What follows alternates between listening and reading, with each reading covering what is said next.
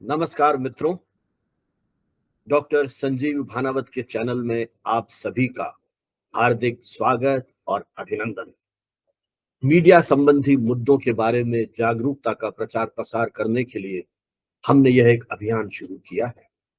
इस अभियान की सार्थकता इसी में है कि आप इसके साथ जुड़े, और जुड़ने का बहुत सीधा सा उपाय है, हमारे इस YouTube चैनल को ज्वाइन करें और अपने मित्रों के साथ साझा करें और अपने विचारों से इस वैचारिक बहस को आगे बढ़ाएं।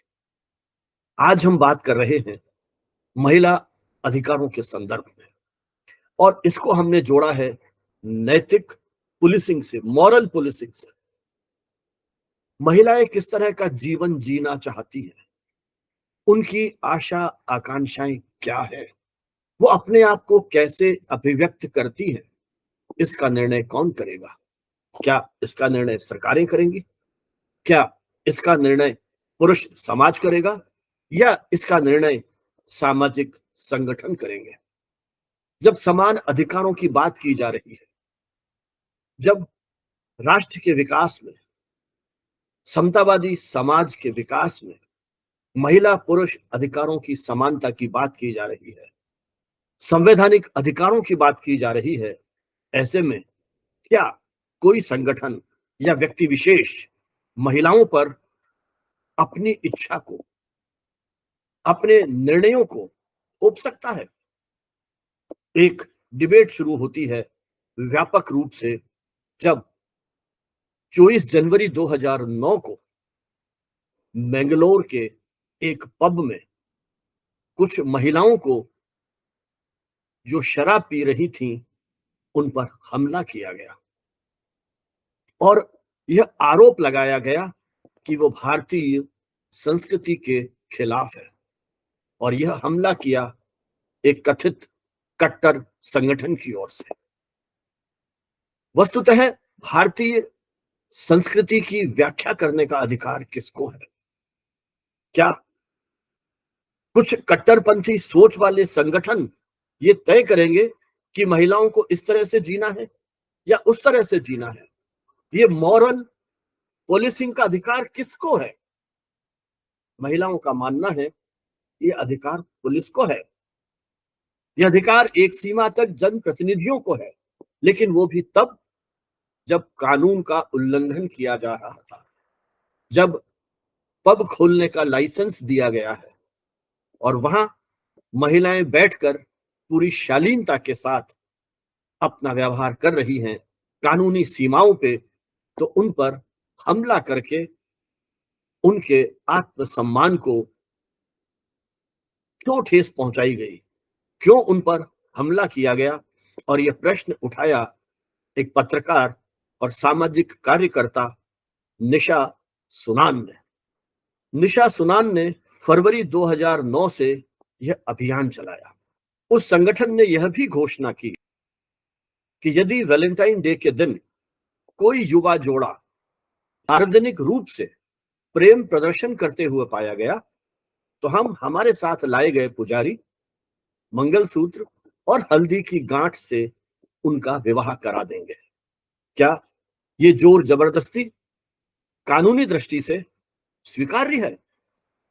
निशा सुनान ने यह प्रश्न उठाया और एक आंदोलन चलाया, और यह आंदोलन हमारे इस महिला आंदोलन के इतिहास में पिंक चड्डी अभियान के रूप में जाना जाता है, पिंक अंडरवियर कैंपेन।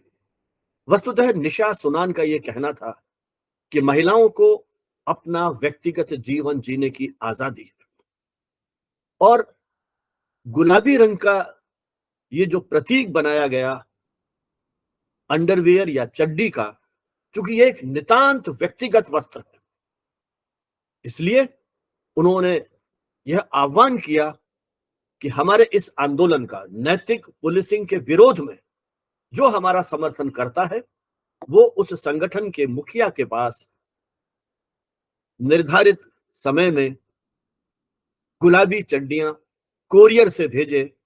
और अलग अलग जगह उल्लेख मिलते हैं कि हजारों की संख्या में ये किए गए। वस्तुतः यह गुलाबी रंग महिला सशक्तिकरण का प्रतीक है, यह गुलाबी रंग नारित्व का प्रतीक है और इसी को प्रतीक बनाकर यह अभियान चलाया गया, एक बिल्कुल शांतिपूर्ण तरीके से, गुलाबी चड्डी के प्रतीक के माध्यम से। उनका यह मानना था कि व्यक्तिगत जीवन में महिलाओं को स्वतंत्रता से जीने का अधिकार है। उनका यह मानना था कि उनके व्यक्तिगत जीवन में किसी को हस्तक्षेप करने का अधिकार नहीं है। वस्तुतः यह लड़ाई महिला सम्मान, महिला अधिकार और महिला स्वतंत्रता के लिए प्रारंभ की गई थी और यह अभियान शीघ्र ही सोशल मीडिया प्लेटफॉर्म्स के माध्यम से राष्ट्रव्यापी, बल्कि यूं कहूं कि अंतर्राष्ट्रीय मीडिया के लिए भी एक मुद्दा बन गया था। निशा सुनान का यह मानना था कि यह कौन तय करेगा कि क्या उचित है, क्या अनुचित है। संस्कृति के नष्ट होने का ये जो दावा किया जा रहा है, नैतिकता का जो प्रश्न उठाया जा रहा है, इसकी व्याख्या कौन करेगा? निश्चय ही व्यक्ति विशेष कोई अधिकार नहीं हो सकता। निशा सुनान ने एक आंदोलन फेसबुक के माध्यम से शुरू किया और उन्होंने एक समूह बनाया, the consortium of pub going loose and रल्स। एक व्यंग्यात्मक प्रहार था महिलाओं के विरुद्ध किए गए हमले और उस संगठन के जो कार्य थे, जिस तरह उन्होंने उन महिलाओं के व्यक्तिगत जीवन में हस्तक्षेप किया। यह समूह जो फेसबुक पर बनाया गया था, उस कथित नैतिक आंदोलन का मजाक उड़ाने के लिए किया गया था। यह आंदोलन उस प्रवृत्ति के खिलाफ था जिसने कथित सामाजिक मानकों की परिपालना के लिए उन महिलाओं को बाध्य किया। वस्तुतः यह आंदोलन, यह कंसोर्टियम एक प्रकार से उस पितृ सत्तात्मक सत्ता की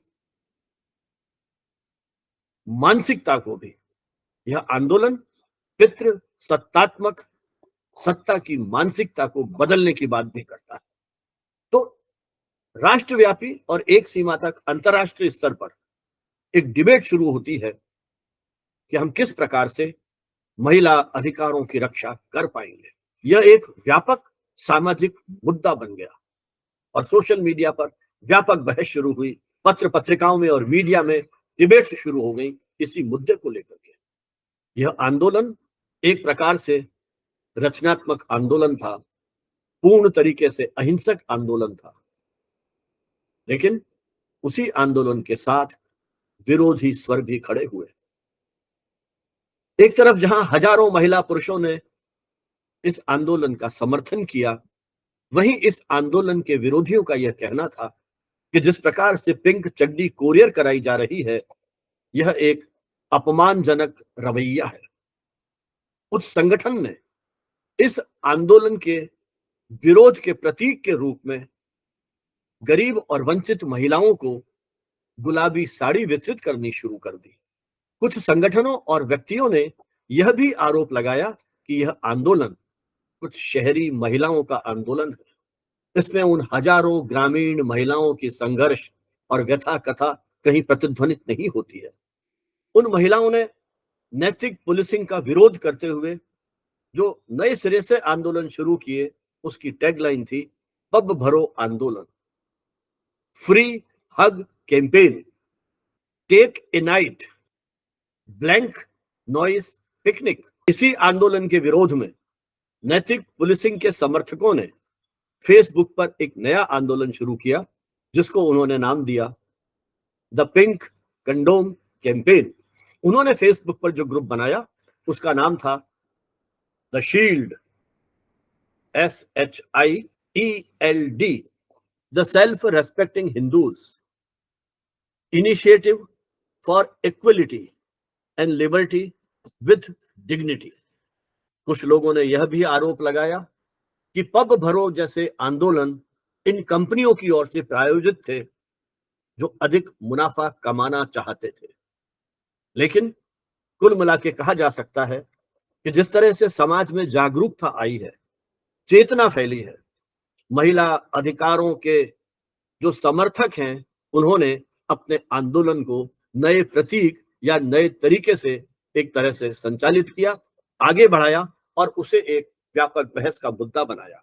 और इस तरह की बहस, इस तरह के विचार सामाजिक बदलाव के लिए, सामाजिक मानसिकता में बदलाव के लिए एक डिबेट के रूप में कहीं कुछ परिवर्तन के आधार बन सकते हैं। शिक्षा है, कमेंट बॉक्स में आप क्या सोचते हैं इस तरह के मुद्दों पर अपनी टिप्पणी अवश्य कीजिए, ताकि इस तरह के आंदोलनों के बारे में और अधिक जागरूकता और चेतना का प्रसार किया जा सके।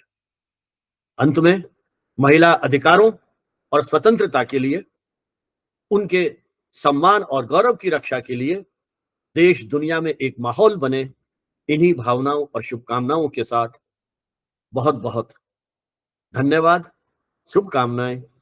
जय हिंद, जय भारत।